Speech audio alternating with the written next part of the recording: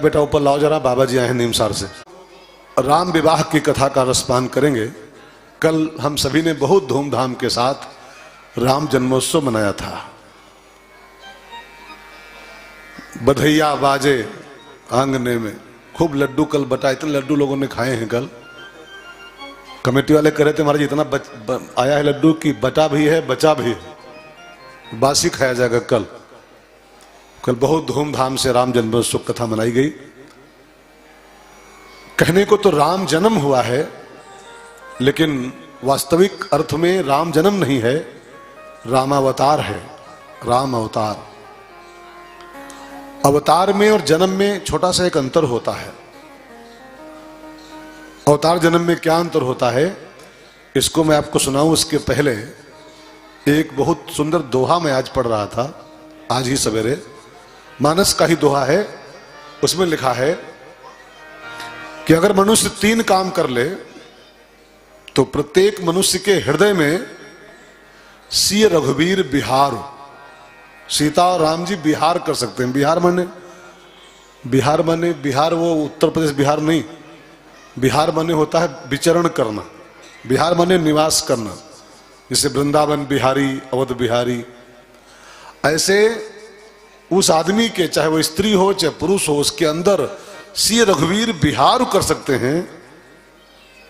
कौन? जिसके जीवन में 3 बातें आ जाएं। एक दोहे में 3 बातें आई हैं, मैं कहना चाहता हूं, ध्यान देकर सुनिएगा और कोशिश करो कि अगर आपको राम जी और सीता जी को अपने अंदर बिहार करवाना है, 3 बातें अपने में लाओ। कौन कौन? राम कथा मंदाकिनी 1,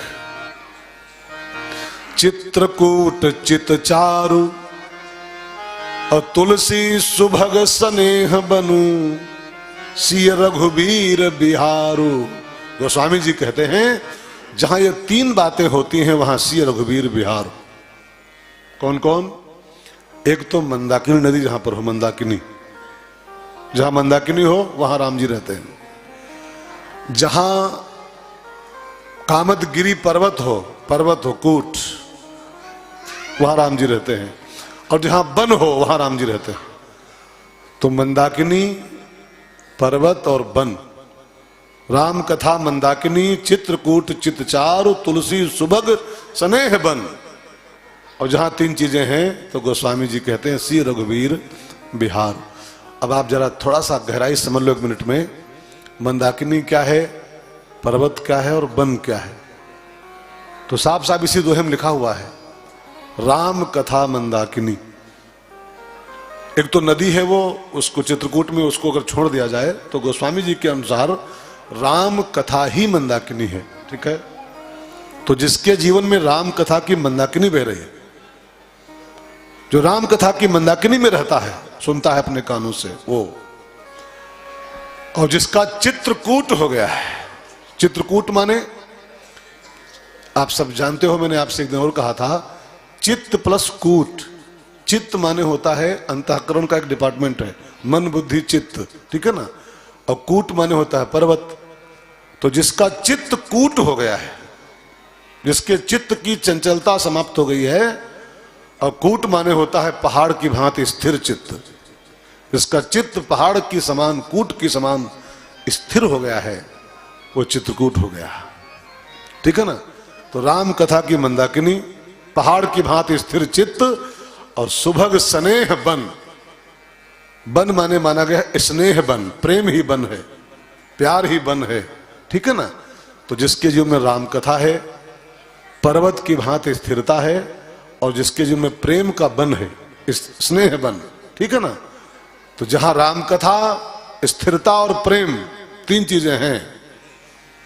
राम कथा सुनता है, चित्त से स्थिर है, और प्रेम के वन में जो निवास करता है, जिसके जीवन में प्रेम का बन लगा हुआ है, और 3 बातें आ जाएं तो गोस्वामी जी कहते हैं सिय रघुवीर बिहार।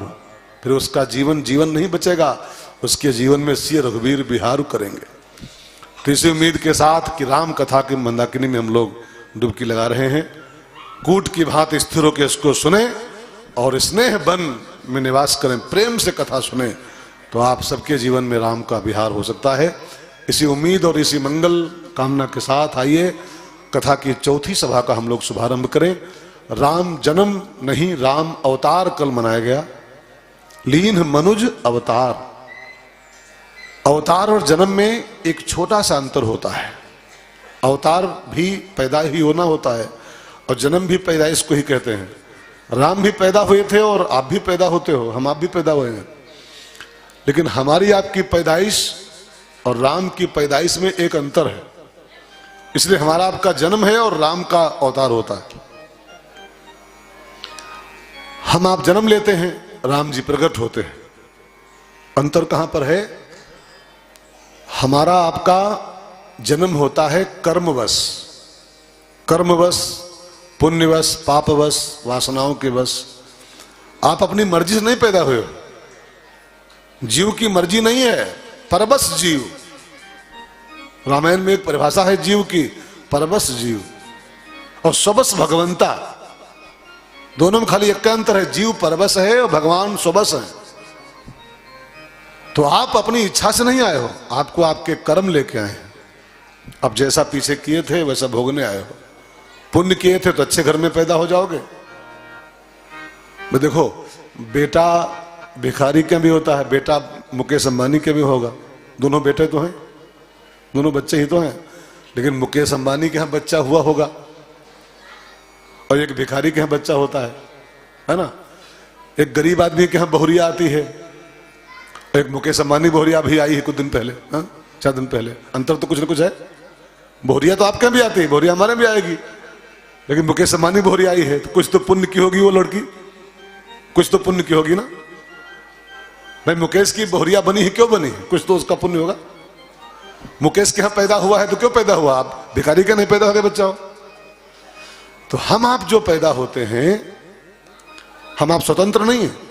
हमारे पीछे हमारे कर्म लगे हुए हैं, हमारे पीछे हमारे पाप लगे हुए हैं, हमारे पीछे हमारे पुण्य लगे हुए हैं, हमारे पीछे हमारी इच्छाएं वासनाएं लगी हुई हैं। वो सब मिला के जब पेमेंट बनता है तब इंसान का जन्म होता है, उसी कुल में, गोत्र में, उसी के अनुसार। ठीक है ना? तो आप स्वबस नहीं हो। और जीव जब आता है संसार में तो उसके पीछे कोई बाउंडेशन नहीं है कि वो कर्म और पाप पुण्य लेके उसको आते हैं। मानस में लिखा है, निज इच्छा निर्मित तनु। निज इच्छा, आपकी खुद की इच्छा नहीं, आपकी मजबूरी है। आपको पैदा होना ही पड़ेगा क्योंकि आपके पीछे बहुत कुछ पेमेंट लगा हुआ, उसको भुगतना है। भगवान के पीछे कोई पेमेंट थोड़ा लगा हुआ है। वो तो बस जब मौका देखता है कि समाज में हमारी जरूरत है तो कभी राम बन के और कभी श्याम बन के पैदा नहीं होता है। चले आना प्रभु जी चले आना, कभी राम बन के कभी श्याम बन के चले आना, प्रभु जी चले आना। कभी राम बन के कभी श्याम बन के चले आना, प्रभु जी चले आना। कभी राम रूप में आना, कभी राम रूप में आना, ओ कभी राम रूप में आना, ओ कभी राम रूप में आना। सीता साथ लेके धनुष हाथ लेके चले आना, प्रभु जी चले आना। सीता साथ लेके धनुष हाथ लेके चले आना, प्रभु जी चले आना। कभी राम बन के कभी श्याम बन के चले आना, प्रभु जी चले आना।